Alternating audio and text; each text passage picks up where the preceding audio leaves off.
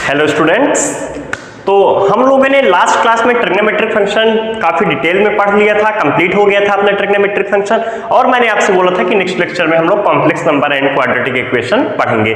Trigonometric function हम लोगों ने काफी डिटेल में पढ़ा है, एनसीईआरटी का एक क्वेश्चन डिस्कस किया है। तो जो लोग कॉम्प्लेक्स नंबर देख रहे हैं मैं उनसे यही रिक्वेस्ट करूंगा वो ट्रिग्नोमेट्रिक इक्वेशन भी पढ़ सकते हैं, आप प्ले लिस्ट में जाके और वीडियोस चेक कर सकते हैं।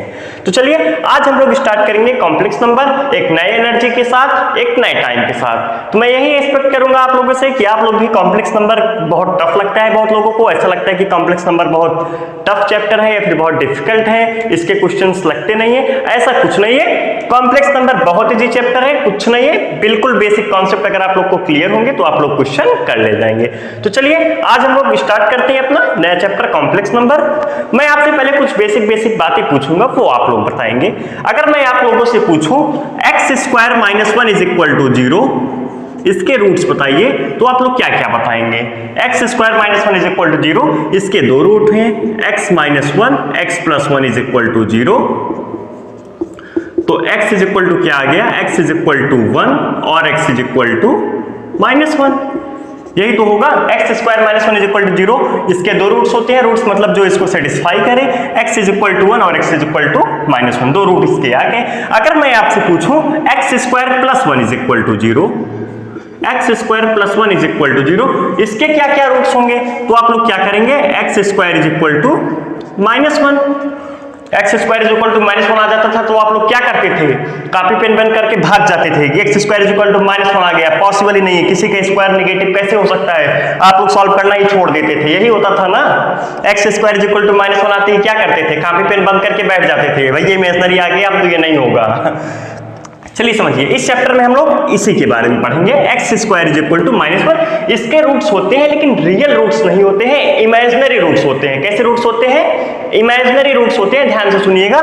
रियल रूट्स नहीं होंगे, इमेजिनरी रूट्स होंगे x² = -1 के लिए। अच्छा ठीक है, x² = -1 एक चीज तो क्लियर हो गया भैया, इसके रूट्स होंगे, रूट्स कैसे होंगे? इमेजिनरी रूट्स होंगे। आप लोग क्वाड्रेटिक इक्वेशन क्लास 10 में पढ़े होंगे, कंडीशन होगी d < 0, d < 0। जो complex number and quadratic equation हम लोग बात करेंगे वो इसी कंडीशन पे बात करेंगे। मेरे हिसाब से ये आप लोगों को क्लियर हो गया होगा।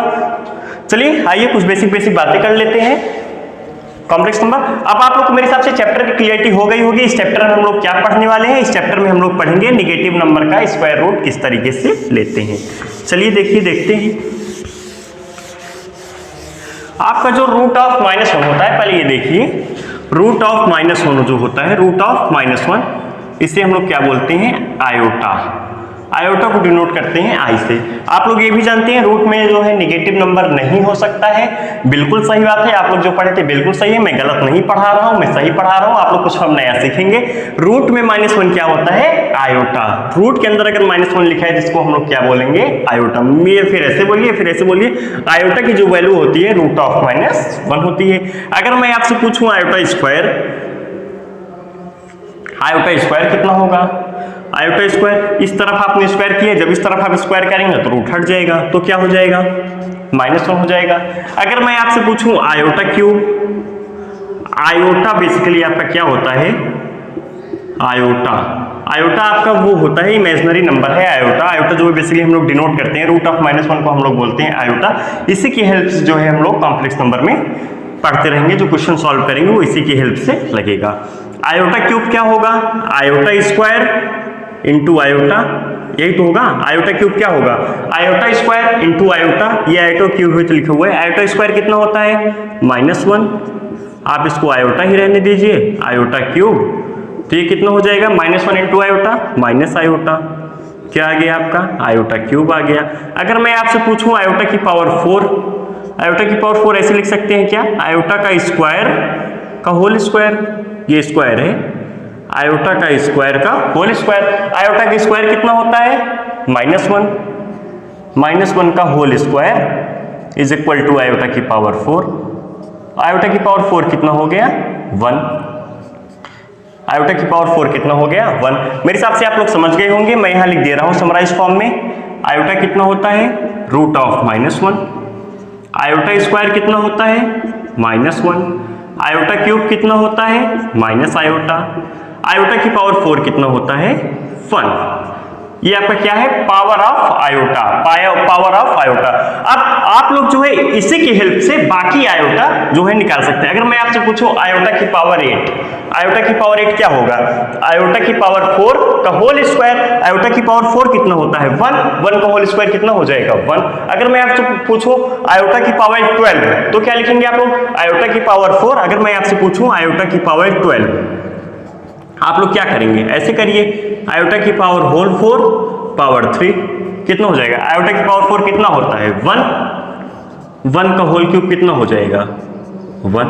मेरे कहने का मतलब ये है, अगर आप लोग को ये 4 लर्न है तो आपसे कितना भी पूछे, आयोटा की पावर 256, आयोटा की पावर 2296, आयोटा की पावर 3,50,796, आपसे कुछ भी पूछे आप लोग निकाल लेंगे अगर आपको ये 4 पता है तो। मैं आप लोग को यही समझाना चाहता हूँ, आयोटा की पावर 8, आयोटा की पावर 4, आयोटा की पावर 8, आयोटा की पावर 12, आयोटा की पावर 16, जब जब ये 4 का मल्टीपल चलेगा तो इसकी वैल्यू 1 आएगी। आयोटा की पावर 4, 8, 12, 16, 20, आप कुछ भी लिखेंगे 4 का मल्टीपल, आयोटा की पावर 4 का होल पावर आप कर देंगे, 1 का पावर कुछ भी हो 1 ही होता है।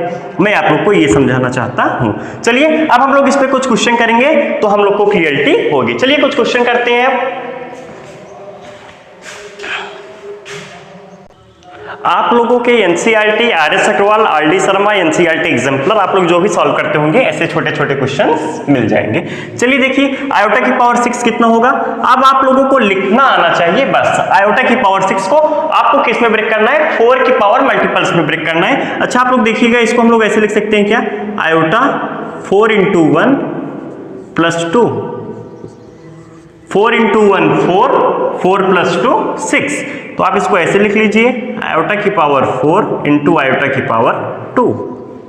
आपको 4 के मल्टीपल में लिखना है, 4 से डिवाइड कीजिए और रिमाइंडर प्लस करके लिख दीजिए। डिविडेंड इज इक्वल टू क्या होता है, dividend is equal to divisor into quotient plus remainder. आप 6 को 4 से डिवाइड कीजिए और ऐसे लिख दीजिए।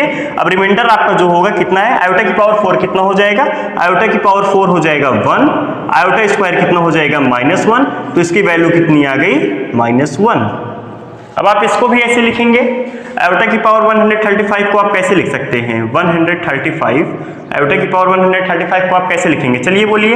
आयोटा की पावर 4 × कितना लिखें, आप इसको 4 से डिवाइड कीजिए, 4 3 जा 12, 4 3 जा 12 + 3, 4 × 33 + 3, आपका ये कितना आएगा 135 आएगा।